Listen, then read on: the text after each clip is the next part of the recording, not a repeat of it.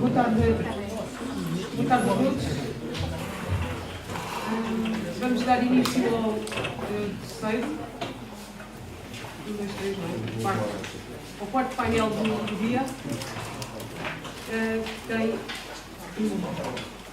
o título de Economia e Sociedade. Hoje é o Dia da Terra, não é? Já devem ter dito várias vezes, e porque é o Dia da Terra, não sei se porque é o Dia da Terra eles assinaram hoje em Nova Iorque, ou então assinaram em Nova Iorque. Então estamos nós a fazer isto e eles assinam em Nova Iorque porque nós estamos aqui em Lisboa. Há aqui qualquer coisa. Mas o Dia da Terra é um dia. O primeiro Dia da Terra foi, salvo erro, foi em 1970. E havia um mega cartaz, que foi nos Estados Unidos, um mega cartaz que anunciava o Dia da Terra e tinha um cartoon com um personagem que na altura era muito conhecido, que era o Pogo, que era assim um animal de pessoa, aqueles animais dos cartoons. E então ele chegava assim a uma... Aquilo é um cartoon, eu já só vi cópias, mas ele chega assim tipo uma floresta toda cheia de lixo. Assim, chega a um sítio e depois fala com o amiguinho dele, que é outro animal, e diz assim: We met the enemy, and he is us. Que é brutal. E é isto que eu me sinto sempre quando vejo economia e ambiente. É que nós somos inimigos de nós próprios. Nunca sei se isto é um oxímoron, não é? Que são duas coisas opostas que afinal fazem sentido, ou se é um paradoxo que não faz sentido nenhum. Depois depende das minhas fases assim mais eco-deprimidas, em que as coisas mesmo me perturbam, como por exemplo, quando foi descoberta há uns meses, no ano passado, aquela coisa da Volkswagen andar a poluir imenso, e eu vou muito abaixo, fico muito deprimida, porque afinal essa coisa da economia e do ambiente não existe. Depois vêm uns amigos meus e dizem assim: Sofia, tu és tão positiva, como é que tu podes achar isso uma coisa má? É brilhante! Imagina que eles conseguiram descobrir e conseguiram estar a fazer alguma coisa por isso. E é isso que tens que pensar e não que o faziam. E por isso eu estou sempre assim nesta incerteza, sei de ser eco-deprimida ou eco-otimista. Na sessão anterior uma pessoa ficasse um bocadinho eco-otimista, vão acontecer muitas coisas e na energia estamos a fazer muito bom trabalho. E depois no ambiente nós também temos esta capacidade de nos estarmos sempre a reinventar e reinventar conceitos, e reinventar mais semântica do que conceitos, mas é sempre alguma reinvenção. E agora a economia circular acho que é muito gira, um bocadinho mais gira com o desenvolvimento sustentável, quiçá, não sei. Há sempre um bocadinho um valor acrescentado cada vez que se inventa um conceito novo. É basicamente a mesma coisa, mas tem sempre assim, se quisermos ser positivos, tem sempre assim uma seminha, mais uma seminha que pode ser que a gente vá avançando. Mas felizmente tenho aqui um painel de luxo de eco-otimistas, espero eu, e não eco-deprimidos. Tenho uma má notícia, que por acaso fica um bocadinho melhor para nós. Mas é uma má notícia que o Mário Batista Coelho, por razões de saúde, não pode estar aqui. Portanto, é uma má notícia nesse sentido, mas é boa para nós, porque não ficamos tão atrasados no tempo, e hoje é sexta-feira, e segunda é feriado, e temos um fim de semana grande. Portanto, ver se conseguimos. Eu também sou draconiana do tempo. Já falei aqui com os meus apresentadores desta sessão. Portanto, cada apresentador vai falar cerca de 15, 20 minutos, e depois ainda temos um bocadinho o debate, penso que depois já vai ser moderado pelo José. Por isso, acho que menos de uma hora conseguimos fazer a nossa sessão. Começamos com o Sandro Mendonça. Esta sessão é gira porque eu sou amiga do Sandro e da Mónica, e a pessoa sente-se mais em casa. Não conhecia, era o Nuno, e ainda por cima o Nuno é o único que também é engenheiro de ambiente como eu, portanto temos aqui uma falha. Mas o Sandro já conheço há muito tempo, e vós também creio que sim, é economista do ISEG, e tem, diz que até agora, não, licenciado pelo ISEG, licenciado, e tem Mas tem esta área de interesse que é a análise da dinâmica de violência em cenários de conflito. Que não tem nada a ver com isto. Mas é uma área de interesse com muito interesse. Não, mas o Sandro é brilhante, portanto vamos de certeza ter aqui uma boa apresentação e ainda por cima o título é esta coisa positiva, não é? Que é as oportunidades para as empresas, com esta coisa da nova do modelo energético do low carbon economy. Portanto, é bem. Depois a Mónica vai falar da alimentação, como faz sempre. Mas faz bem, e depois, como é socióloga, vai trazer uma outra perspectiva completamente diferente. Certamente, à que o Sandro deu. E depois o Nuno, não sei o que é que ele vai falar, mas vai falar pelo menos de uma coisa que me é muito cara, que é a participação pública e o papel dos cidadãos. E essa é uma parte, de facto, fundamental em toda esta dinâmica. Portanto, declaro aberta a sessão. Acho que eu, e vamos nos sentar ali e fica cá o Sandro sozinho, se não ficar assim muito, se não se sentir abandonado. e 15 minutos para cada um, está bem? Obrigada.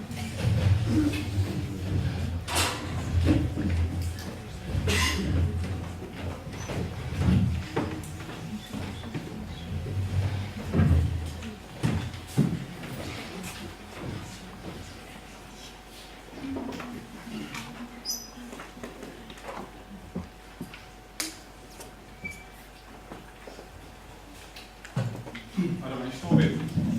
Não sei se funciona aqui bem o micro. Já está aqui. Ora bem, então, em primeiro lugar, claro, muito obrigado pelo convite, José. Foi um prazer saber que estavas aqui a empreender algo para todos debatermos. Eu e o José estamos a colaborar em alguns trabalhos que têm a ver com uma área que eu me dedico mais, que é da economia de inovação, e ele mais das energias renováveis.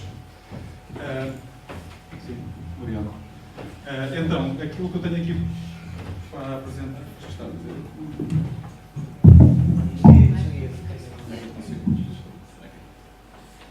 Ora bem, sim. Então, isto é baseado numa reflexão em comum com a Ana de Jesus, que também é uma pessoa com quem eu venho trabalhar há algum tempo para cá. Ora bem, então, a Sofia dizia que o título era otimista. Ora, o título não fui eu que dei. Foi o José. Então eu apropriei-me do título no segundo slide como na forma de uma pergunta. Só para não sair do contexto. O que eu vou tentar defender aqui é uma tentativa de colocar alguns pontos de referência para aquilo que pode ser uma política industrial capaz de dar a volta a isto, basicamente. Para isso, o que eu vou tentar fazer é usar como ponto de partida alguma discussão que se estabeleceu no contexto da COP. O que nós podemos ter aqui é certamente uma discussão muito trivial, cheia de boas intenções, e certamente não é isso que se espera de um economista.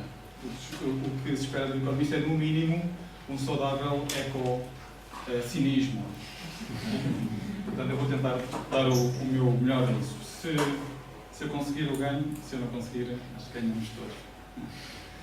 Ora bem, então, em relação à pergunta, no fundo, a pergunta é um golpe de judo naquilo que foi o título proposto pelo José. Se é possível ganhar algo com isto, ganhar algo do ponto de vista realmente estratégico e de progresso competitivo, ainda tomando como os quatro cantos do nosso envelope uma globalização capitalista. Portanto, eu vou ser capaz aqui de esboçar um raciocínio minimalista, no sentido de uma transformação incrementalmente radical. Não irei muito além disto. Estando, espero eu, sempre a enfatizar a ideia de restrições. Portanto, sim, na análise económica nós aprendemos sempre restrições, que há coisas que não conseguimos ter todas ao mesmo tempo, há aquilo que se chamam os trade-offs, etc. Restrições. O lado positivo de pensarmos assim é que as restrições não têm que ser um dado adquirido. As restrições, elas próprias, podem ser escolhas. Como vimos nos últimos anos, uma escolha entre aquilo que é o Tratado Orçamental e aquele tratado que nos liga a todos aqui, que é a Constituição. Portanto, dar mais ênfase a um ou ao outro é uma escolha. Mas as restrições existem, como diz o outro, elas andem aí. Então, respostas para isto. Eu não vou conseguir dar, porque se eu conseguisse dar, já estava em Silicon Valley a ser um especulador, porque é o sítio para ser especulador em Silicon Valley, sem dúvida. Mas o que é que nós podemos dizer disto desde uma perspectiva económica? Pelo menos podemos dizer duas coisas. Uma coisa, não sei se conseguem ver aqui, é um daqueles cartoons da New Yorker, eu creio, que é uma postura é quando a gente encontra uma solução, quando a gente tropeça numa solução, há sempre alguém que diz, já tinha dito isto há 10 anos atrás, isto não é nada de novo. Quando a gente tropeça numa ideia boa, há sempre alguém a dizer, isto não é nada de novo. Isso é como a gente submete um paper a uma revista e o tipo diz, epá, isso não é nada de novo. Porquê? Porque ele já tinha dito isso há 10 anos atrás. E se a gente demonstra que é algo novo, realmente diferente, então ele diz, não, isto não interessa nada. Isso interessa. Ele, no fim, tem a última grande palavra, que é que está errado. Ainda pode haver a palavra de alguém pior do que o referee, que é o editor, que diz, isso nem sequer está errado, porque simplesmente nem faz sentido. Portanto, esta é uma primeira postura, nada daquilo que aqui está pode ser realmente novo. Outra postura completamente pessimista, mas otimista na vontade, é alguém que pode desenhar uma política pública preparada para todos os cenários, portanto, robusta a vários tipos de mudança de tendência, ou quebra de tendência na envolvente. Isto vai ser basicamente o tipo de postura que eu vou tentar colocar aqui na base de um percurso que parece longo, mas a boa notícia é que pelo menos é um slide por ponto. Eu estarei em direção àquilo que são os pontos mais aqui no fim, que são os mais interessantes e que, obviamente, sobre os quais eu vou falar menos, porque é onde eu tenho menos coisas substantivas para dizer. Tudo o resto é trivial, portanto eu vou enfatizar mais essa parte, onde eu consigo dizer coisas sem passar a ideia que sou aqui bastante ignorante. Entre nós é o facto, eu não sou especialista nesta matéria. Aquilo que eu gostava de começar por dizer é o seguinte. A equipa de dos países mais poluidores do mundo e mais rico em recursos não renováveis, mas também nos renováveis, a equipa mexicana, a ACOP, levou com eles um relatório que depois foi publicado neste ano, eu creio, sobre a tentativa de fazer da estratégia mexicana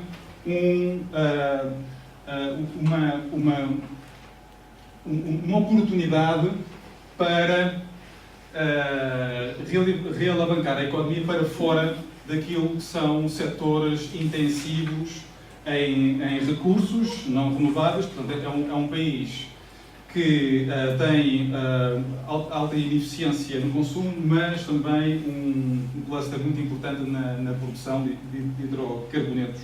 E dá aqui um trabalho muito interessante, até muito interessante para todos nós fora do México, em que mostra que foi possível, mesmo ali, perante tanto lobby que aposta forte na manutenção do sistema, eles desenharem, pelo menos está no papel, e está em versão digital nos slides, que eles puseram na altura, uma tentativa de encontrar um conjunto de medidas claras e metas para mitigar as emissões nos setores de consumo final. É um país que tem usado sempre, por exemplo, o automóvel privado para tudo e mais alguma coisa.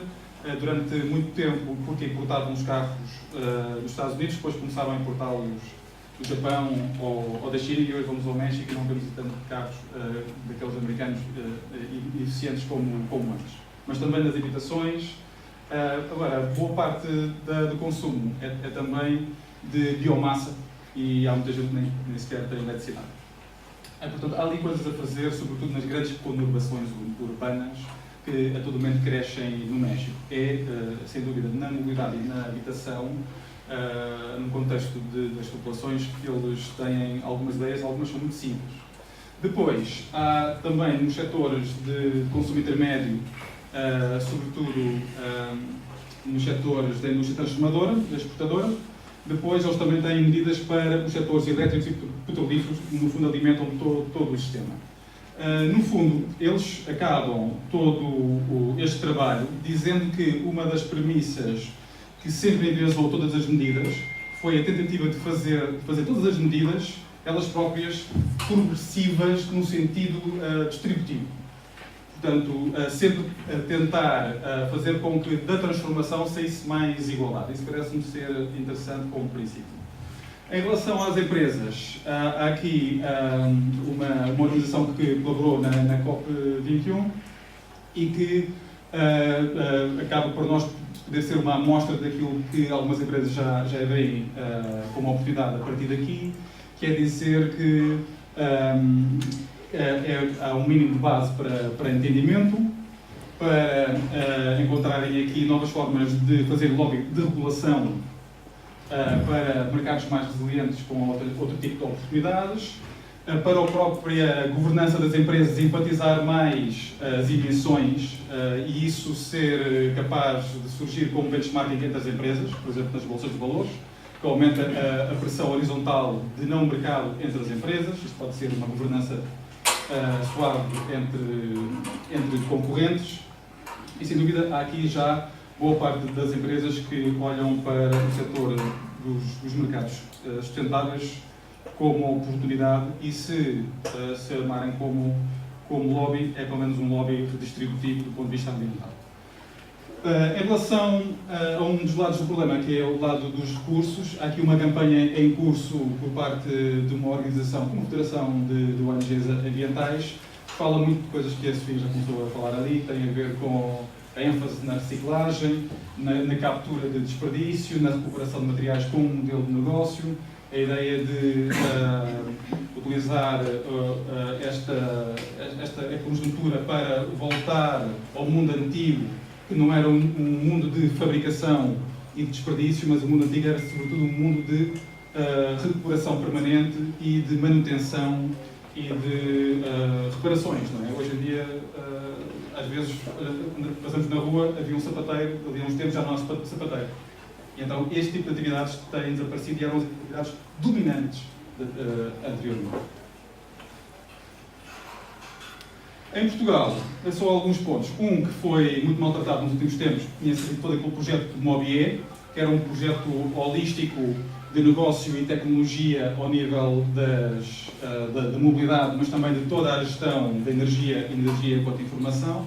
Isso foi muito interessante. Eu vou querer enfatizar outros casos aqui, como o caso da Ecovisão, que no fundo está em toda a área esta área do tratamento dos resíduos orgânicos, mas faz isso também numa lógica de cooperação para o desenvolvimento. Isso é interessante, porque muitas vezes há uma associação entre autossuficiência e isolamento, ou seja, pode haver aqui para nós uma lembrança que é garantir que a economia é cosmopolita, mesmo quebrando cadeias de valor muito longas.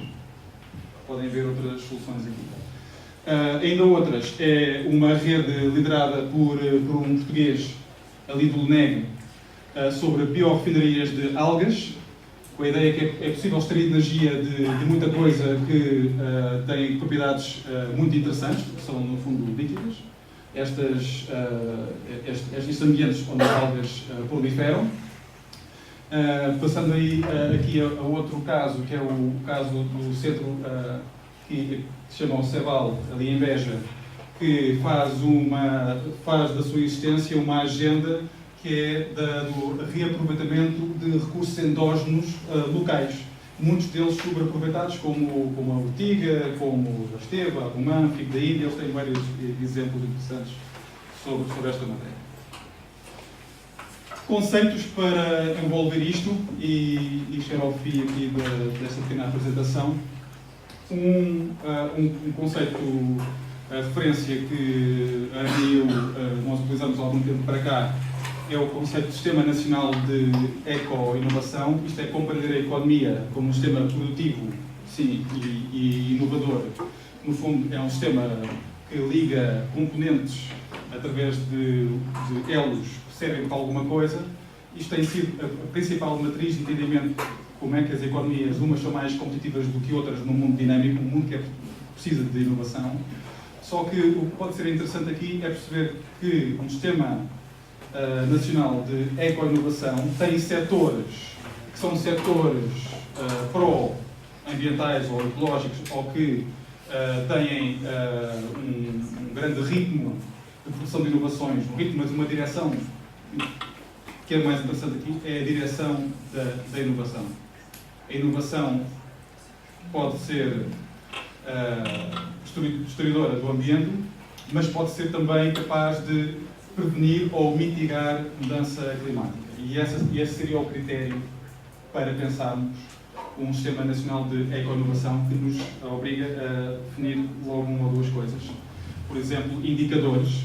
Até há muito pouco tempo atrás, aqui se mostrava quando nós vamos detectar as patentes portuguesas, patentes de invenção, que caem na definição de eco-inovação. Quando nós vamos ver, víamos que até à crise, até a entrada da Troika, basicamente havia uma explosão em curso de tecnologias nesta área. São tecnologias duras. Isto é uma coisa que nós vimos há um tempo atrás. E aqui há alguns exemplos de eco-inovação. Existe uma tipologia de eco-inovações que, quando foi a conferência na Dinamarca, isto foi estabelecido em 7 bases de dados, uma Organização Mundial Industrial. Isso pode ser muito útil para a investigação e para a intelligence. Estou a acabar. Outros exemplos aqui de eco-inovação são inovações não baseadas em tecnologia. E algumas delas podem ser baseadas em design, algumas já aliam, claro, o design à fabricação 3D, como ali no SPE, isto é cortiça, que é trabalhada no Fab Lab do SPE. Isto é o que a gente usa, por exemplo, para fazer mostras em conferências, etc. Para acabar, a última ideia é da economia circular, mas aqui oceânica, porque muitas vezes o que temos é uma grande ênfase no território físico e não no espaço, que pode ser no espaço azul. E a ideia aqui, claro, da economia circular, que é uma ideia que ainda não sou muito persuadido dela, mas a Ana faz todo o esforço para me convencer. Aqui a minha tentativa é ver como é que isto pode ligar à economia azul. E sem muito sucesso, tenho aqui só 2 slides para ilustrar algumas coisas que têm a ver com a tentativa de não deixar de desperdiçar recursos onde eles estão muito desperdiçados. E um grande recurso é a informação ou os dados, o Big Data que há no ambiente. Este é um projeto também, peço desculpa, que vem do ISCTE, que eu não sabia, mas eu conhecia este meu colega, que é o Sancho, e eles têm um projeto que é o BioMachines, têm drones que têm inteligência artificial e que se auto-adaptam, mas são muitos por efeito swarm, que se um ficar inabilitado, os outros readaptam-se. Isto é muito interessante para vigilância ambiental, portuária, tem um conjunto de aplicações. Isto foi uma conferência que fizemos nos Açores, a propósito disto, onde houve também, com isto vou acabar, houve uma apresentação muito interessante da entidade portuária dos Açores. Raramente nós ligamos a estes pontos fixos da globalização, onde, claro, 90% da carga global se movimenta a partir dos portos, mas são pontos muito sensíveis nas grandes rotas do comércio global. E a ideia aqui era, quando a base da ANAP está subutilizada, fazer com aquelas capacidades, mas sobretudo fazer com as ilhas, que têm problemas de isolamento e de modelo de negócio. Então, uma ideia aqui era colocar, se calhar, uma das ilhas dos Açores como base para abastecimento de gás liquefeito, uma vez que tem que haver uma reconversão massiva das frotas de grandes navios mercantes, de porta-contentores, do diesel para outro tipo de combustíveis. E aqui se podia ver que os Açores, que já foram no passado também um ponto importante a meio do Atlântico para várias rotas, podiam aqui reconverter-se como centro de logística mais sustentável do que temos até agora. Então, eram estes pontos aqui que eu queria colocar a debate. Obrigado.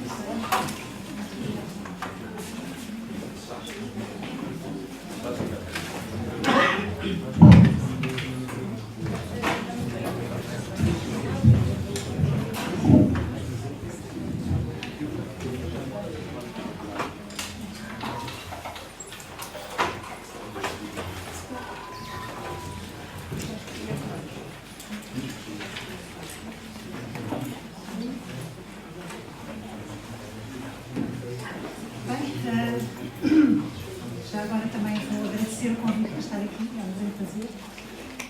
Eu vou talvez começar por um texto muito inspirador de dois geógrafos da Cardiff, da Universidade de Cardiff, o Kevin Morgan e a Roberta Sonino. Eles falam numa configuração que eles têm vindo a descrever, que é uma nova equação alimentar. E esta nova equação alimentar vem muito em resposta de uma série de problemas, de tendências, de desafios que se colocam hoje em dia aos sistemas agroalimentares. Por um lado, esta questão, o que aconteceu em 2007 e 2008, portanto, o aumento de preços na alimentação e depois como isso se replicou, nomeadamente em conflitos, por causa do aumento da alimentação, conflitos nomeadamente em Moçambique e outros países em desenvolvimento. Portanto, eles dizem, e há de facto esta tendência para uma maior volatilidade nos preços do mercado alimentar global, e que isso é um problema que vai existir cada vez mais, nomeadamente por causa da pressão das alterações climáticas. Toda a questão relativamente à mudança nos padrões de consumo devido ao aumento da população e à pressão nos recursos, nós já sabemos isto de fora, aquelas previsões de 9 bilhões de pessoas em 2050 e o que é que vai acontecer em termos de mudança de padrões de consumo para mais carne e mais laticínios, inclusive com os países em desenvolvimento. As questões da segurança alimentar, um problema que cada vez mais se coloca, não só do ponto de vista da segurança alimentar e nutricional e também ligada à ambiental ou às desigualdades sociais, mas também uma questão de segurança nacional, portanto, uma questão de soberania nacional das cidades ou dos países para terem abastecimento alimentar para as suas populações. E o efeito das alterações climáticas nos sistemas agroalimentares e todas as questões que se prendem com os conflitos e com as disputas em torno de recursos e aquilo que provavelmente é uma palavra, um palavrão, enfim, que já se tornou mais ou menos popular, que é o land grabbing ou water grabbing, portanto tentar de alguma forma ocupar zonas do planeta para providenciar recursos que vão estar em falta no futuro, seja a terra, o solo, a água ou a floresta. Em relação às questões da agricultura, nós sabemos hoje que de facto é um dos sectores mais afetados pelas alterações climáticas. Já houve hoje de manhã alguns dos factos por que passa este problema, as questões das secas, das cheias, das mudanças de estações súbitas e imprevisibilidade das culturas. Todas estas coisas estão a ser sentidas também pelos próprios agricultores, eu já vou lá mais um bocadinho à frente, falar um bocadinho sobre isto, e estes números de que, portanto, a agricultura atinge quase 1/4 das emissões de gases com efeito de estufa, 10% da agricultura e 24% se nós acrescentarmos as questões da deflorestação e dos usos do solo. Este é o tal projeto que hoje de manhã o professor Filipe Duarte Santos falou um bocadinho mesmo no último slide, que é o Clima Adapto Local. É um grande projeto feito com investigadores das Ciências Sociais, do Instituto de Ciências Sociais e também da Faculdade de Ciências. E, portanto, tem a ver um bocadinho como é que os vários municípios, as várias autarquias de sul a norte do país estão a lidar com a adaptação, com as estratégias de adaptação às alterações climáticas. E houve uma série de workshops que colegas meus, nomeadamente, este é um site que eu tinha emprestado ao João Marato, ele conduziu uma grande parte dos workshops com agricultores, de norte a sul. E esses agricultores já falavam exatamente nestas questões de fenómenos climáticos extremos cada vez mais frequentes, de menos precipitação mais concentrada, dos problemas, isto é uma frase que eles diziam nos workshops, da ciclogénese explosivas, portanto, o vento cada vez mais forte, o desaparecimento das 4 estações, o aumento da temperatura e uma grande incerteza, precisamente uma grande incerteza provocada pela mutação dos ciclos de colheita. E isto é, de facto, aqui uma disjunção entre o ciclo, a lógica ecológica e depois a lógica da produção agrícola e como estas duas lógicas começam a estar mais apartadas, cada vez mais apartadas. Isto vai trazer uma série de incertezas, nomeadamente nas relações entre produção e consumo, não é? Na gestão de expectativas, o que é que os consumidores estão à espera, que tipo de produtos é que eles estão à espera que estejam no mercado, de preferências alimentares, mesmo até de divulgação e de disseminação de novos produtos. Portanto, temos aqui esta questão, mais temperatura, menos velocidade, depois há problemas, é preciso mais água, mais gradil e mais custos, mais vento, é preciso mais estufas, mais custos, maior temperatura, podem surgir novas pragas desconhecidas ou que não se sabe muito bem lidar com elas, o mosquito africano ou a vespa asiática. Portanto, estas eram algumas dos problemas que os agricultores naqueles workshops de sul a norte falavam.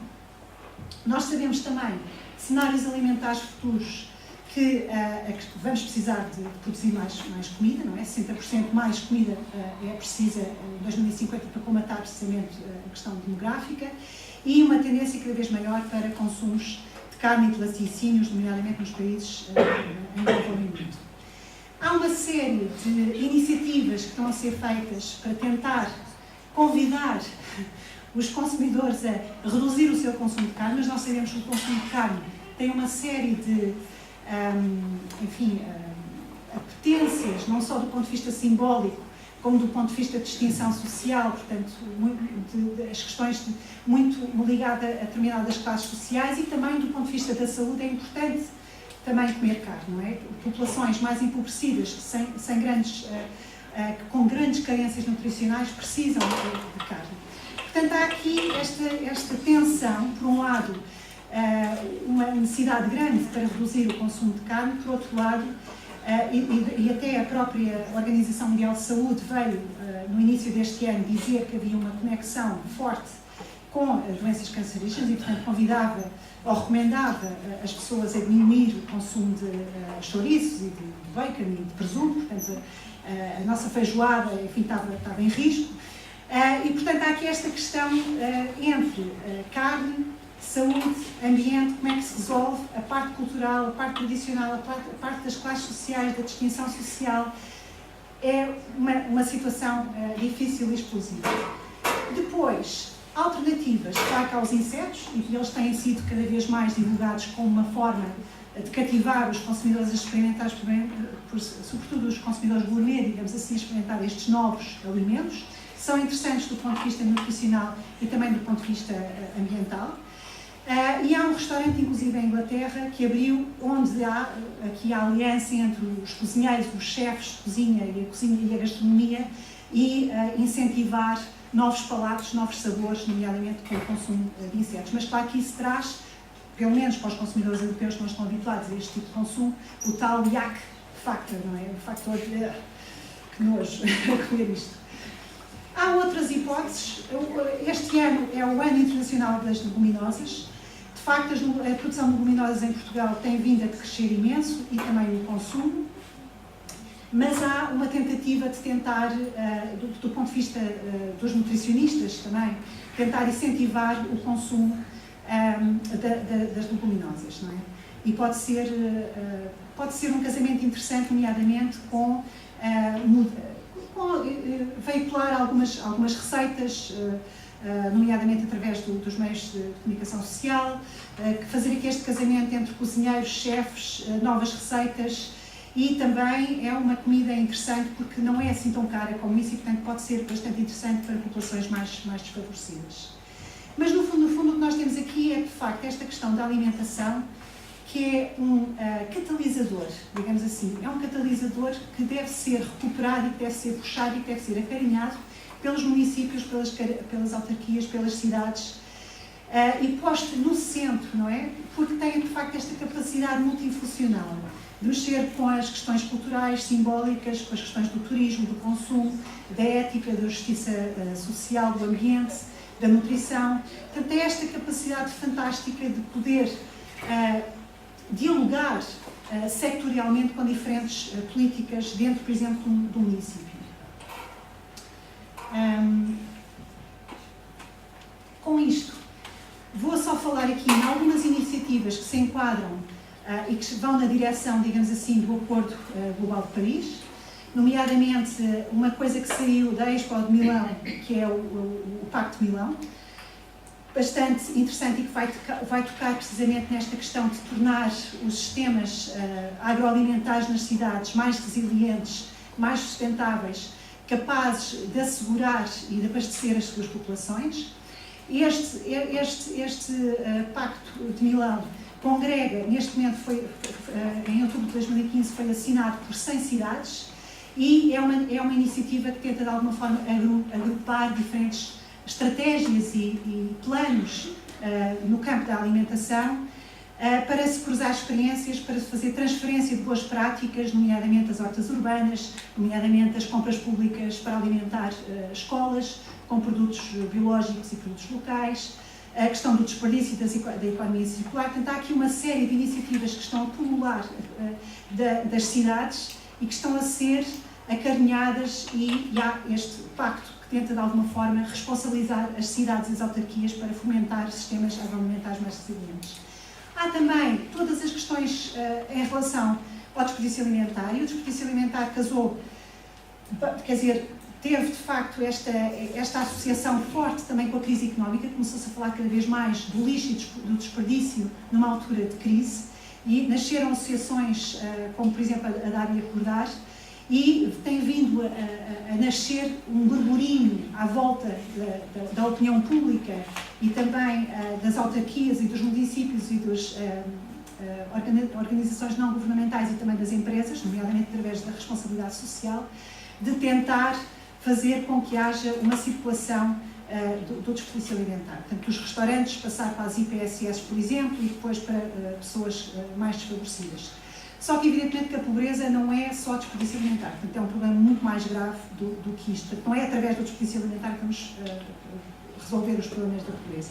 Há depois, todas estas questões estão a nascer, nomeadamente em França, no início deste ano, em fevereiro, aparece esta nova lei em França que proíbe os supermercados de deitarem comida fora. Portanto, começa a materializar-se, do ponto de vista da legislação, esta preocupação com o desperdício alimentar, e as compras públicas ecológicas. Várias iniciativas que estão a nascer, por exemplo, em Roma, por exemplo, em Malmö, uma tentativa de tentar, uma tentativa de ver se consegue comprar cada vez mais sustentável, cada vez mais produtos biológicos ou produtos que tentam relocalizar o sistema agroalimentar. Ou seja, tornar, portanto, utilizar mais a economia local para alimentar as escolas. Há algumas iniciativas em Portugal também, por exemplo, Torres Vedras tem feito algum esforço nesse sentido. A Câmara de Cascais também tem feito algum esforço nesse sentido, tentar convidar as crianças a comer, por exemplo, emendas constituídas por ingredientes de agricultura biológica, mas nunca são sustentadas no tempo, porque há uma série de problemas, ou porque os produtos são caros, ou porque não há produtores suficientes. Portanto, há aqui uma série de bloqueios para tornar isto mais sustentável, digamos assim, ou sustentável economicamente. Eu vou só aqui falar um bocadinho desta perspectiva multinivelada, também foi aqui abordada muito en passant hoje de manhã, nesta necessidade de nós, quando estamos a tentar fazer uma transição de um sistema menos sustentável para outro mais sustentável, de uma sociedade menos sustentável para outra mais sustentável, ver como é que se pode fazer esta transição. E há vários cientistas sociais que têm vindo a trabalhar nesta questão, nomeadamente na Holanda, e tentar ver até que ponto é que há esta capacidade. Portanto, do ponto de vista do landscape, que é a paisagem, digamos assim, onde se passam todos os desenvolvimentos mais macroeconómicos, em que o Acordo de Paris entra, por exemplo, os Objetivos de Desenvolvimento Sustentável, o Pacto de Milão, portanto, que pressão é que fazem para o regime, que é, digamos assim, a parte mais mainstream, onde estão as instituições e as estruturas dominantes, e até que ponto é que a parte de baixo, portanto, os nichos, os bottom-up, os passos de inovação, as tais eco-inovações, como é que pode fazer pressão do landscape e dos nichos para tentar mudar os regimes, ou a parte mais das instituições e estruturas dominantes. E temos, do ponto de vista dos nichos, as hortas urbanas, a permacultura, a economia solidária, os movimentos de transição, portanto, uma série de iniciativas que estão a tentar ver se conseguem ganhar escala, não é? Tornar-se scale-up, no fundo. E uma das questões que se coloca, agora só que falei aqui, uma das questões importantes é que nem sempre há um alinhamento na direção do landscape, nem sempre estas coisas do Acordo de Paris ou da ES, o Pacto de Milão, são muitas vezes interrompidos, ou seja, há forças que de bloqueio, nomeadamente, eu vou falar um bocadinho mais sobre isto, o Acordo Transatlântico TTIP, quais são as consequências que isto tem. Portanto, há aqui uma espécie de uma tensão e de discursos contraditórios que também são absorvidos pelo regime. Não é? Exemplos de várias iniciativas do ponto de vista mais de nicho, não é? Que estão a tentar ver se conseguem ganhar escala. E aqui a questão é se de facto se estas coisas, como é que elas influenciam todas estes três níveis da paisagem, do regime e do nicho, ou seja, são de facto alternativas viáveis, transformadoras ou não. Portanto, essa é uma questão que se coloca. Até que ponto é que são de facto capazes de penetrar e de modificar aqui a zona do regime. Vários documentos que também têm circulado, várias metas, vários objetivos. A cidade de Malmö, por exemplo, quer tornar as compras públicas em 2020 completamente de agricultura biológica, portanto, as escolas alimentadas só com agricultura biológica.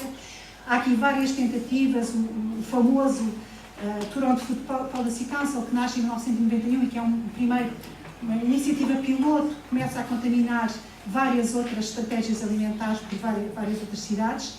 Mas há esta relação importante entre o Estado, o mercado, nomeadamente através da responsabilidade social e da sociedade civil, que é preciso capitalizar e que é preciso tornar mais sinérgica. Portanto, como é que se pode, como é que podem fazer-se emergir políticas interessantes que cruzam estes três sectores, não é? Sem estes três sectores estarem envolvidos é muito complicado fazer a mudança. Eu vou só terminar depois deste eco-otimismo, terminar com a eco-depressão. O acordo TTIP, quer dizer, é um acordo que está fechado a 7 portas, que é muito difícil saber o que é que realmente lá se passa. As coisas que saem cá para fora, vê-se de facto, os cidadãos estão muito pouco presentes na capacitação, portanto, na questão da participação ativa e na mudança de curso, que isto vai influenciar completamente as suas vidas.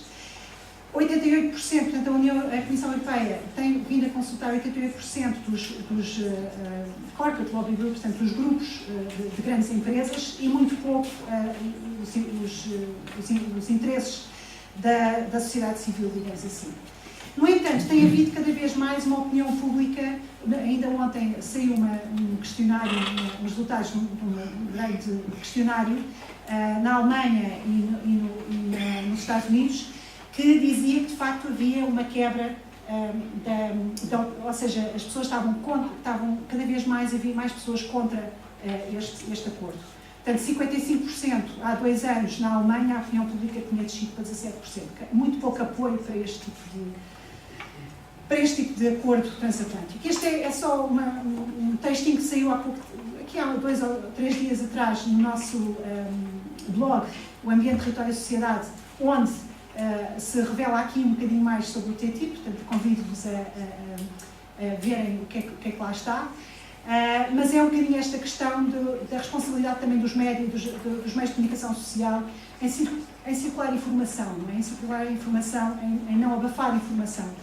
Portanto, qual é a responsabilidade? Isto é, no fundo, uma responsabilidade distribuída, não são só dos médias, mas também do mercado, mas também do Estado, mas também dos cidadãos. Portanto, é um bocado essa questão da responsabilização distribuída para, de facto, se conseguir fazer uma transição para a sustentabilidade. Portanto, isto não se sabe muito bem. Quando se metem pessoas ao barulho, as pessoas não são robôs e não mudam assim os comportamentos, nem sempre por preços, mas pronto, isso é outra questão. E, portanto, não se sabe muito bem para onde é que isto vai, não é? Não se sabe bem para onde é que isto vai. Podemos ter algumas respostas, vou só terminar. Está a decorrer neste momento o grande inquérito sobre sustentabilidade, a equipa é esta, e nós vamos provavelmente ter resultados quentes de uma amostra representativa nacional sobre as atitudes que os portugueses têm face à sustentabilidade, a questão da mudança de práticas, o que é que aconteceu durante a crise, as pessoas mudaram, que atitudes é que têm em relação à suficiência, não é? A questão da suficiência, consumirem menos, como é que elas reagem em relação a isso. E é financiado pela Comissão Continente, portanto, pela pessoa da AMC, o que é interessante, porque, de facto, cada vez mais penso que provavelmente as empresas poderão ser um potencial financiador de ideias brilhantes e de inovação científica, mais do que as instituições públicas, mas isso é outra história. Pronto, fico por aqui. Obrigada.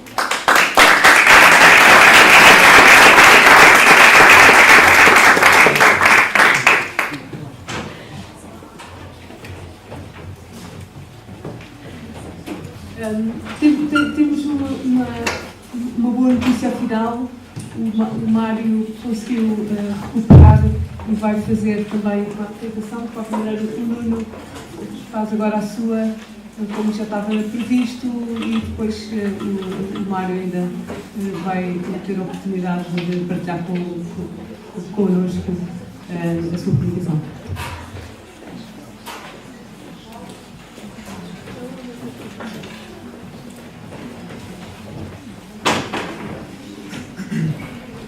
Muito boa tarde a todos. O meu nome é Nuno Brito Jorge, eu sou um dos fundadores da Copérnico.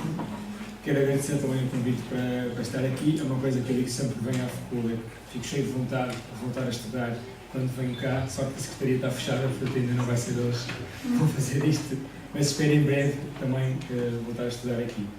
Eu já estava preparado para ser o último a falar, portanto eu vou usar a piada que ia fazer na mesma, só para descontrair, porque este papel de ser o último a falar muitas vezes é muito ingrato, mas eu quando era estudante também fui DJ, e uma coisa que nós dizíamos sempre era a última música é aquela que as pessoas vão assobiar para casa.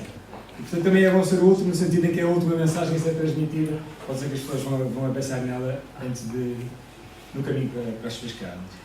Eu vou falar um bocadinho da revolução que nós achamos que está a acontecer e que queremos impulsionar com o Copérnico, que é a revolução da energia verde, mas desta vez a dos cidadãos. Então, uma espécie de 2.0 ou 3.0 da revolução da energia verde.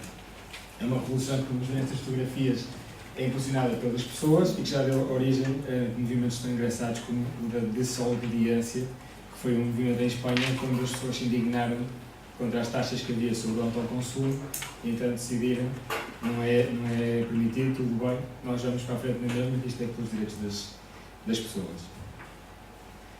Só uma nota rápida para mostrar que, no fundo, o que nós estamos a fazer é voltar a um regresso ao passado, à lógica de suprir as nossas necessidades nos locais onde existem os consumos. Nós acreditamos que, tal como foram usados os moinhos ou a energia hídrica para outros fins, depois nós fomos para uma produção muito centralizada, convencional, depois para a renovável, depois descentralizamos e acreditamos que no futuro vai haver produção de energia por todo o lado. E vamos ter que saber viver com isto. Quanto ao papel dos cidadãos, também é um paradigma que está completamente a mudar e em muitas coisas também a voltar atrás. Por exemplo, já que falamos há um bocado das hortas urbanas, é uma coisa que volta a ser muito falada e que faz todo sentido, ao qual eu sou adepto. Sem querer parecer que sou clichê, eu também uso uma horta urbana daquelas da Câmara Municipal, tive a sorte que me calhou um talhão, mas estive recentemente na Dinamarca e vi que, por exemplo, há cadeias moderníssimas de retrosarias. Enquanto que em Portugal ainda só há represarias, provavelmente as antigas, que sobreviveram a tempos muito difíceis, na Dinamarca há cadeias de sucesso, que indica que há pessoas que estão a procurar os tecidos e os fios e as agulhas para fazerem as suas próprias roupas ou qualquer outro tipo de utilização que se pode dar a esses tecidos. Por último, obviamente, não podia deixar de falar no autoconsumo e na possibilidade que temos agora, cada vez mais, de também produzir pelo menos parte da energia que utilizamos. Quando falamos sobre o papel dos cidadãos, olhando para uma coisa mais macro, podemos discutir os modelos de organização que é possível fazer. E, obviamente, aqui interessa-nos falar do modelo, ou interessa-me falar do modelo cooperativo. Basicamente, aquilo que os cidadãos podem fazer é envolver-se de uma forma mais ativa no futuro paradigma, de maneira que são eles próprios que vão financiar as centrais de produção daquela energia que que querem consumir nas suas casas, e os benefícios que houver a distribuir são para os próprios cidadãos e, obviamente, para toda a comunidade e para todo o planeta, pelos benefícios que estão associados às energias verdes. Isto não é uma coisa nova. Nós, em Portugal, somos a única, pelo menos que eu conheço ainda, 100% focada em energias renováveis, e há algumas cooperativas de distribuição bastante antigas e que remontam até ao tempo da eletrificação, mas na Europa já há uma tradição fortíssima de cooperativas de energias renováveis. E, por exemplo, ao contrário do que aconteceu em Portugal, a Dinamarca, 80% da capacidade instalada é detida por cooperativas de cidadãos. Na Alemanha, 46% é detida por cooperativas ou grupos de interesse local. Em França, temos cooperativas tão grandes como 80 mil pessoas. Na Bélgica, a Enercoop tem tanto sucesso que se dá ao luxo de ter uma lista de espera para a admissão de novos clientes.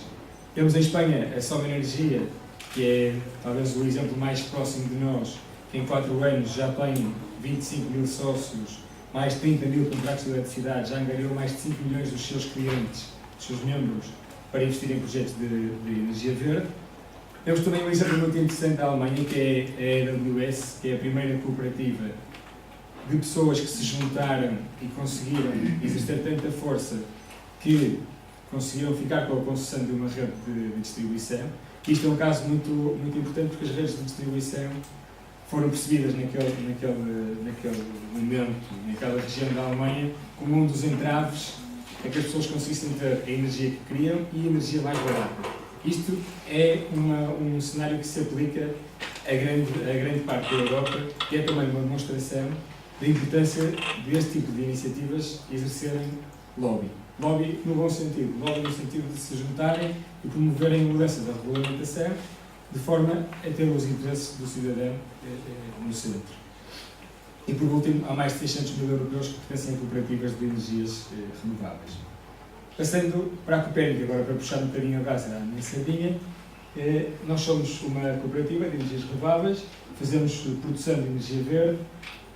Entramos há pouco tempo no mercado da comercialização de eletricidade, ainda que estejamos a fazer em um bocadinho step by step, lentamente, e temos também uma área de serviço aos membros da cooperativa para os ajudar a consumir menos eletricidade.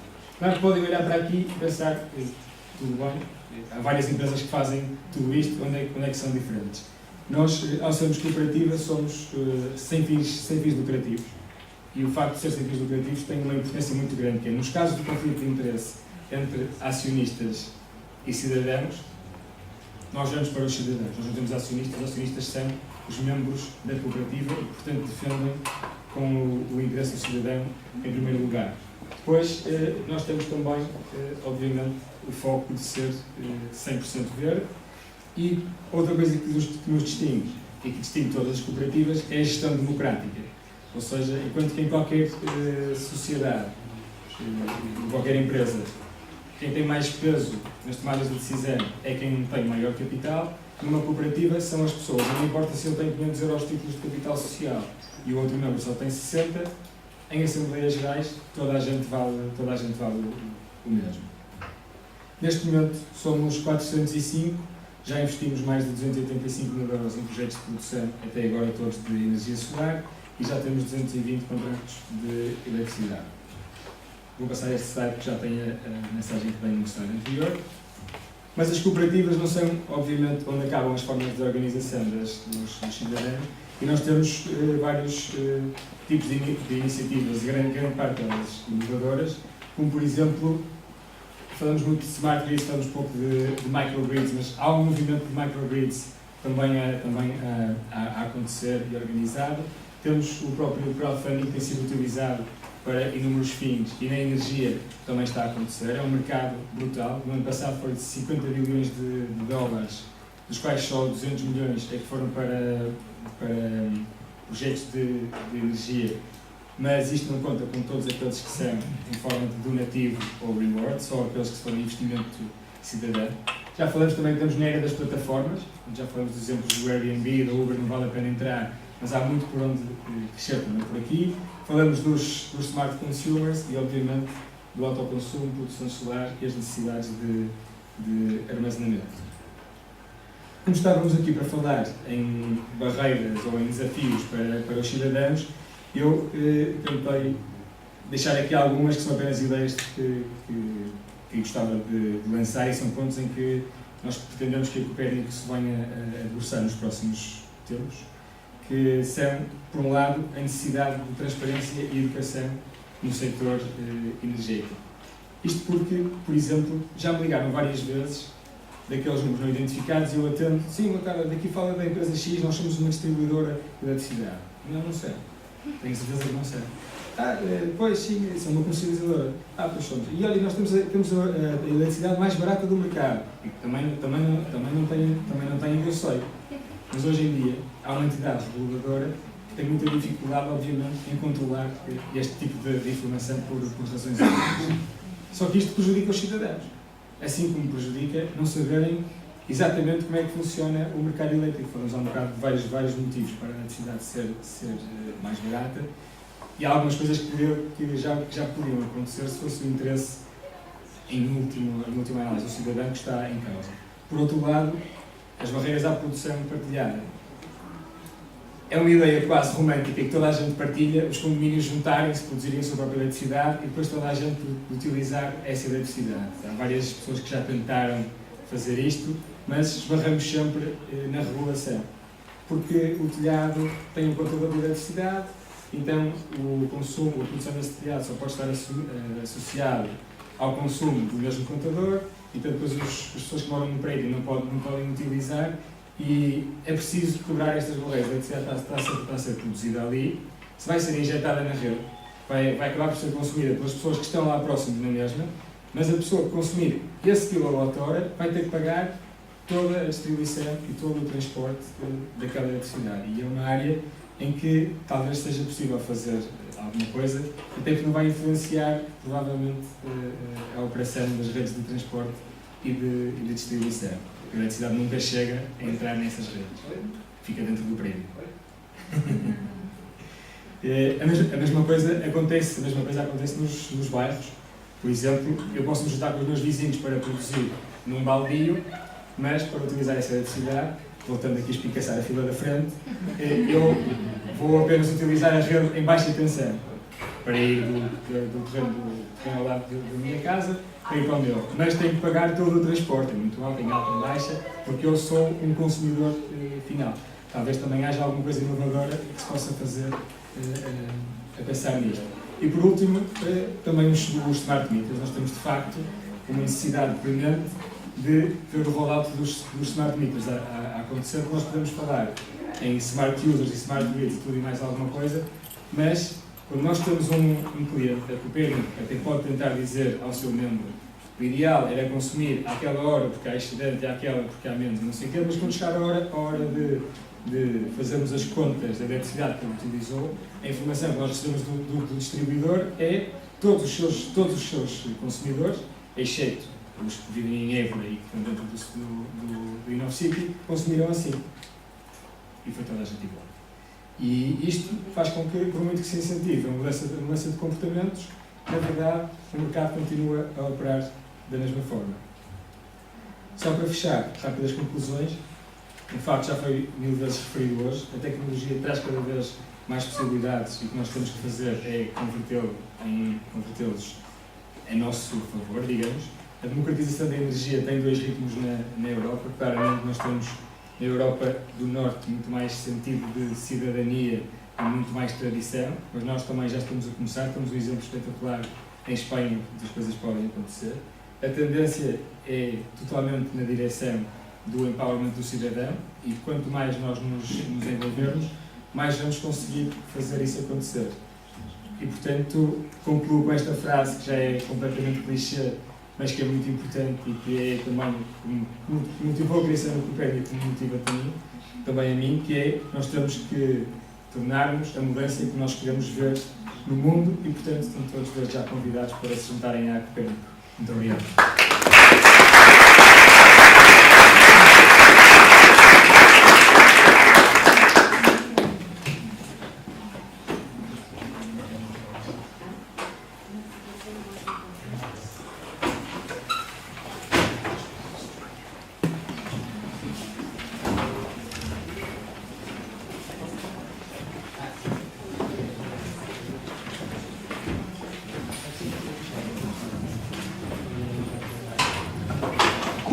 Como não tinha a oportunidade de ter apresentado o Mário Batista Coelho e estamos muito contentes que tenha ficado melhor e esteja aqui connosco.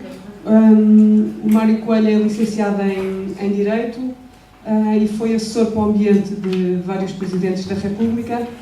É professor de Direito Ambiental e também deve ter uma grande costela de empresário, que foi o promotor da Central Fotovoltaica de Moura. Obrigada por ter vindo. Boa tarde a todos. Estive um bocado atrapalhado, estou um bocadinho melhor. A cortisona faz-me milagres.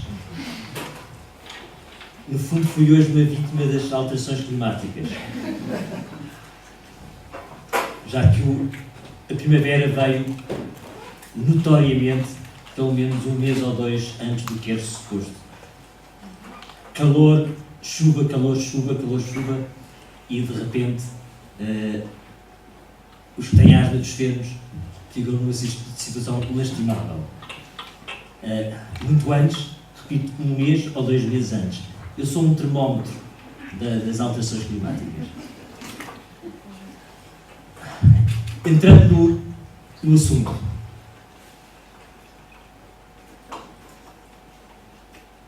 Nós, se calhar, não temos bem a noção, e quando digo nós, eu incluo integralmente nesse nós, de que estamos a viver um momento absolutamente histórico. A última vez que se viveu este momento histórico foi muito provavelmente na década entre 1880 e 1890 do século XIX. Em que o mundo todo, como o vivemos desde então até hoje, foi concebido nesses 10 anos. Dos motores de combustão interna, à eletricidade, à luz, o telégrafo, o carro, o avião. Foi alucinante em cascata o que então foi produzido. Na altura, ninguém tinha a mais pequena noção daquilo que estava a ser vivido. Não tinham. Mesmo aqueles que tinham nas suas áreas específicas, não tinham no conjunto. Eventualmente, talvez um Edison. Admito que sim, pudesse tê-lo. Nós estamos a ser, simultaneamente, cobaias e agentes dessa mutação, neste momento. E essa mutação não ocorreu há 30 anos atrás, como era suposto ter ocorrido. Numa transição mais ou menos soft. Já vou explicar que não há transições softs, mas se fosse soft, teria sido há 30 anos atrás, 35 anos atrás, com a primeira e com a segunda crise petrolíferas, 73, 79, 80. Nessa altura, o que se pensava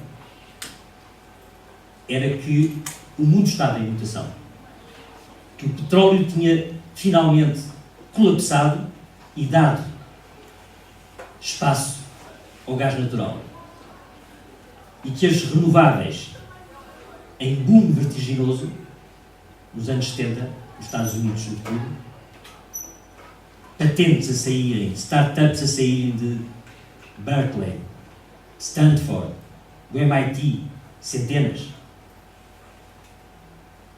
Surgiam empresas por todo lado, como se fossem cogumelos. Tudo isso foi assassinado entre 80 e 81. Foi uma geração inteira de gente altamente qualificada, foi completamente destroçada em 2 anos. 80, 81, com a chegada de Reagan à presidência. Simbolicamente foi representada com o arranque dos painéis colocados nos telhados da Casa Branca,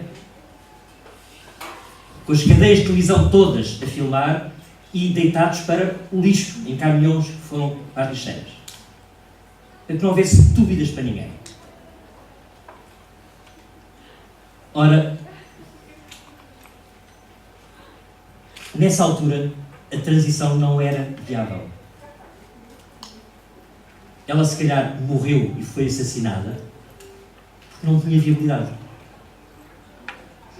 Tivemos que, durante 30 anos, aprender a funcionar em rede. Coisa que, nessa época, era inimaginável. Foi preciso a internet ter educado uma geração e meia de cidadãos deste mundo a que é possível trocar informação, que é possível vender informação, que é possível criar grupos de solidariedade, que é possível, no fundo, funcionarmos não numa lógica vertical ou piramidal, mas numa lógica em rede. Isso não era imaginável. O nosso metabolismo psíquico não estava preparado para isso nos anos 70.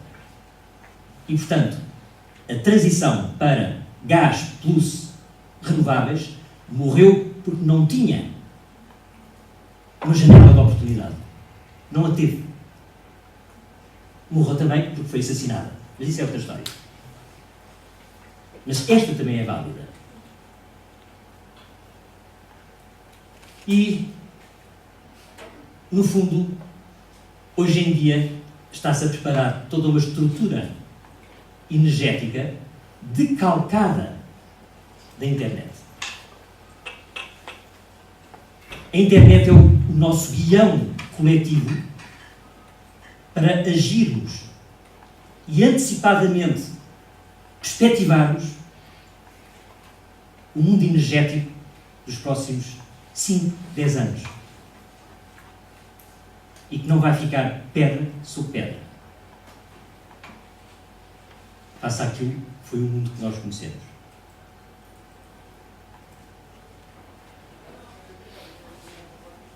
Se perguntarem a uma E.ON ou a uma RWE, alemãs, elas dizem imediatamente, óbvio, ou mudamos radicalmente, ou morremos.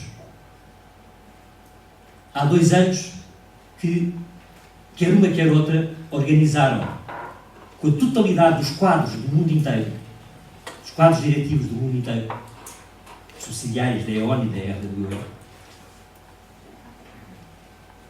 não é fins de semana de full immersion, não, é de semanas inteiras, para tentar reinventar o mundo energético, onde eles possam ver algum cabimento. Porque atualmente as perdas são brutais. Estão feitos em fanicos.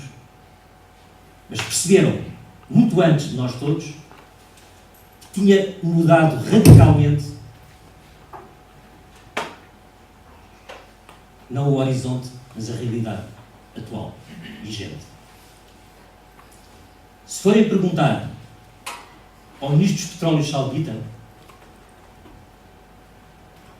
ele não vos dirá nada, mas vai-se rir. E vai-se rir porquê? Porque para ele é claro como a água que o mundo mudou. E ele não gosta do novo mundo. Nada. Quando o Presidente Obama visita Riad e no mesmo dia, em Nova Iorque, o Secretário de Estado Kerry recebe o seu correspondente iraniano, eles estão recados. Está claro que os Estados Unidos mudaram de 180 graus as suas alianças. A Arábia Saudita vale 0 para os Estados Unidos hoje. O acordo entre o Presidente dos Estados Unidos em 45 no destroyer Quincy, no Mar Vermelho, com o rei Saúd, em 45, e que formatou completamente o nosso mundo económico até hoje, com uma aliança de sangue e de morte entre os Estados Unidos e a Arábia Saudita, dando aos Estados Unidos a totalidade dos direitos do petróleo saudita e garantindo aos Estados Unidos serem o termostato do petróleo forever, sempre que necessário, os Estados Unidos assobiavam e a Arábia Saudita subia ou descia 5% na sua produção e estabilizava o preço que estava em queda ou em alta. Os Estados Unidos sempre quiseram os preços mais altos possíveis por causa das suas petrolíferas e dos ganhos inerentes, mas não a um nível que causasse danos à sua indústria e aos consumidores de combustíveis. Foi sempre um equilíbrio entre o máximo e o não máximo. Isso acabou. E acabou porque, para já, a ruptura entre xiitas e sunitas poderá ser também religiosa. Mas muito mais do que religiosa, é uma ruptura entre petróleo e gás natural. Os países do Golfo se reuniram para castigar Obama pela traição que eles sentiram e que sentem. Eles sentem-se traídos pelos Estados Unidos por duas razões. Primeiro, deixaram de comprar uma gota de petróleo do Golfo. Os Estados Unidos tornaram-se independentes e autossuficientes. Em segundo lugar, porque apostaram no momento crítico da nossa história dos últimos anos, que é o fim do embargo ao Irão. Isso marcou um antes e um depois na nossa história. O fim do embargo ao Irão implicou o abandono das monarquias sunitas que financiam o Estado Islâmico, como antes financiaram a Al-Qaeda, e a passagem para o segundo maior país de gás do mundo. Irão. Rússia, Irão, número 2. Número 3, o minúsculo Qatar, sunita, que é uma carta fora do baralho, que é um erro de casting. No momento em que o colapso for total, a Arábia Saudita irá invadir o Qatar. É a única hipótese que ela tem de ser um player. No momento em que ela invadir o Qatar, cuja totalidade do seu gás natural é offshore, partilhado com o Irão, também offshore, o Irão nunca irá aceitar essa invasão pela Arábia Saudita. E haverá um conflito. E os Estados Unidos irão apoiar o Irão. E não a Arábia Saudita. O que está a passar no Golfo é muito curioso. Que é o petróleo está a sair da produção de eletricidade e a entrar o solar. Nos países ocidentais, o petróleo está a ser destornado, não na produção de eletricidade, mas na utilização da eletricidade em substituição dos combustíveis. Daqui a 10 anos, as estatísticas previsionais, penso eu, vão ser completamente arrasadas. Carros elétricos, carros sem condutor, não em aço, mas em compósitos, em plástico, vão ser aos milhões. Andamos todos também um pouco distraídos nesta matéria. Há 4 estados, nos Estados Unidos da América, que já aprovaram legislação para a circulação de carros sem condutor. Califórnia, Massachusetts, Nevada e Flórida. Há 5 cidades em Inglaterra que aprovaram legislação para a circulação de carros sem condutor. Está aprovada a legislação municipal das portarias e com o apoio do Governo de Londres. O processo está aceleradíssimo. A eletricidade, e para isso é que tivemos que aprender com a internet a funcionar em rede, ainda irá passar por guerras, conflitos muito complicados. A transição do carvão para o petróleo passou pela Primeira Guerra Mundial, pela Grande Depressão e pela Segunda Guerra Mundial. E só aí é que o petróleo impôs o seu domínio, a sua hegemonia. Foi um processo de transição duríssimo, sanguinário. Não iríamos esperar que esta transição agora fosse soft. Não há transições softs. As guerras têm outro molde, têm outra forma, têm outra dinâmica. Nós estamos em plena guerra. E tudo isto são sucedâneos dessa guerra. Sunitas, xiitas. Mas também a ruptura entre a Europa, que se aliou à China na criação do Banco Asiático de Infraestruturas, de investimento em infraestruturas, que será muito provavelmente o futuro Fundo Monetário Internacional / Banco Mundial, isto é a instituição Bretton Woods do século XXI, foi apoiada pela Europa, para desespero estéril dos líderes dos Estados Unidos, que nunca acreditaram que isso pudesse acontecer.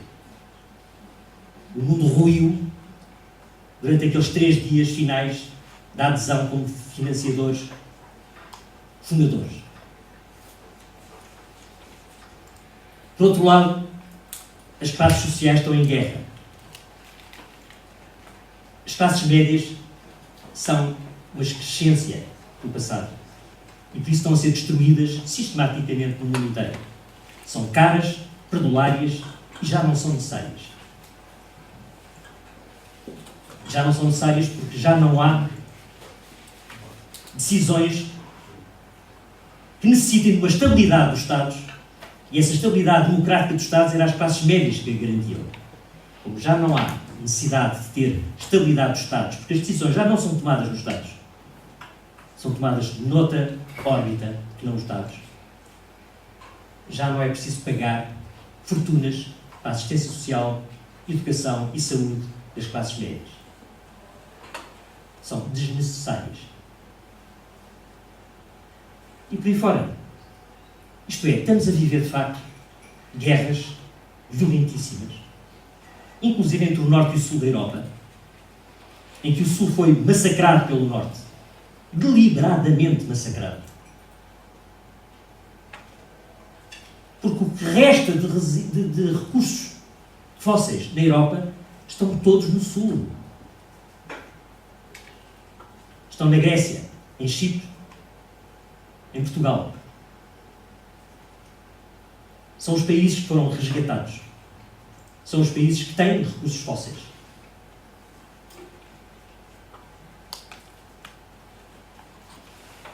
O desespero dos países do Norte é enorme. A sua indústria pesada, centrada na cirurgia mental-mecânica, é o passado. Os compósitos é o futuro.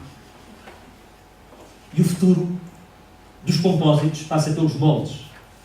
E Portugal é líder mundial no setor dos moldes. Esquecemos também com alguma frequência disso.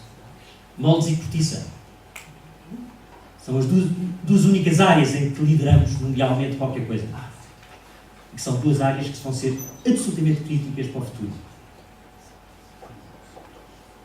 Ora, e para terminar,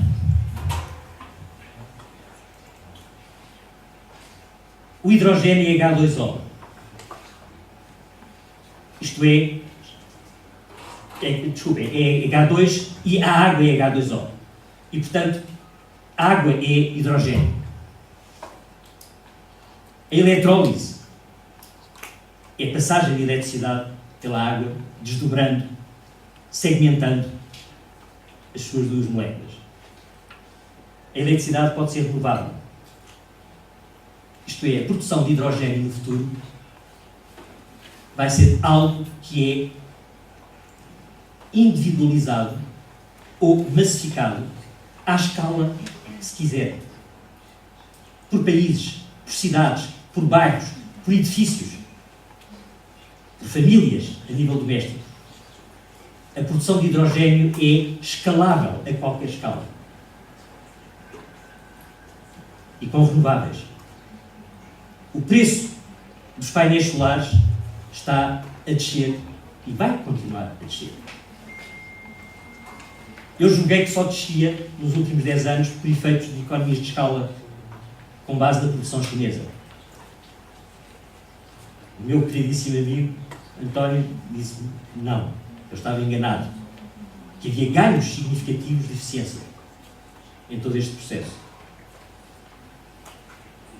E não para.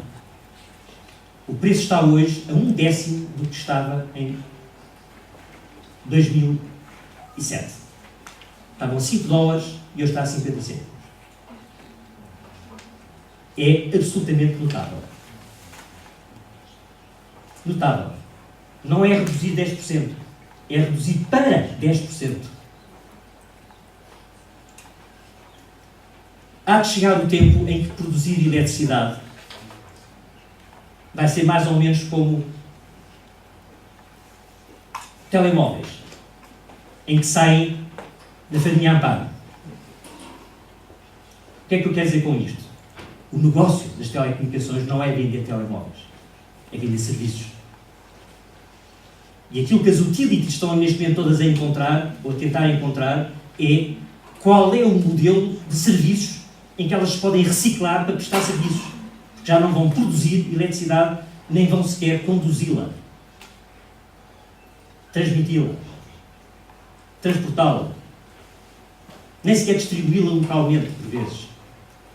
Eles têm que ser gestores de fluxos, por vezes virtuais. É isso que a EON e a RWE estão a pensar. E quando avançam para a Utility Solar Conference nos Estados Unidos, em que a questão solar está a mudar radicalmente todo o pensar das utilities norte-americanas, que não sabem o que fazer, que não sabem onde se posicionar. E não se fala de utility windmills ou eólico conference. Não, é solar.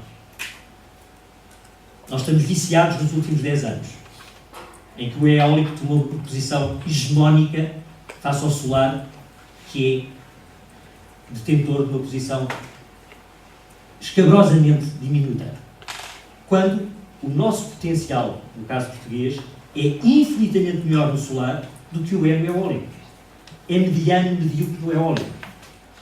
É muito bom no solar. E, contudo, estamos nos 500 megawatts e nos 5 gigas de eólico. Irá verificar-se uma inversão total destas proporções. A China, e com isto termino, está, e a Índia, imediatamente atrás, estão a desenvolver projetos solares de muitos gigas, com centrais, cada uma de 2 gigawatts, 1000 megawatts. Centrais de 10 gigawatts vão ser correntes normais daqui a 5, 10 anos. E o que é curioso é que a convivência entre a mega produção no Xinjiang, na Mongólia Interior, no Planalto do Tibete, seja onde for, e em simultâneo a pequena produção doméstica, disseminada, desconstruída, no fundo, a produção internet solar, vão conviver de forma absolutamente virtuosa. Eu sou muito pessimista no tocante ao amanhã. Vamos passar por guerras violentíssimas, que já estamos a passar e que vamos continuar a passar por elas. De uma violência extrema. Mas não tenho dúvidas nenhumas que é implacável o processo de uma transição para um novo modelo energético que irá criar uma nova sociedade, novas classes sociais, novas ideologias, e nós estamos em plena mutação nesse processo. Pleníssima. Estamos no pico, na crista da onda. Eu digo aos meus alunos que eles podem estar a sofrer um desemprego que nós, na minha geração, jamais sofremos. Nós escolhíamos o que íamos fazer no dia seguinte. Eles estão condenados ao desemprego durante alguns anos. E desenrascarem-se, como for possível. Mas eles são privilegiados a um nível que eles não sonham. Porque eles vão ser os agentes dessa mutação. Na primeira linha, a safar a onda lá em cima. E eu tenho imensa inveja deles, porque eles entram para a vida ativa, profissional, precisamente na explosão máxima desse processo de transição.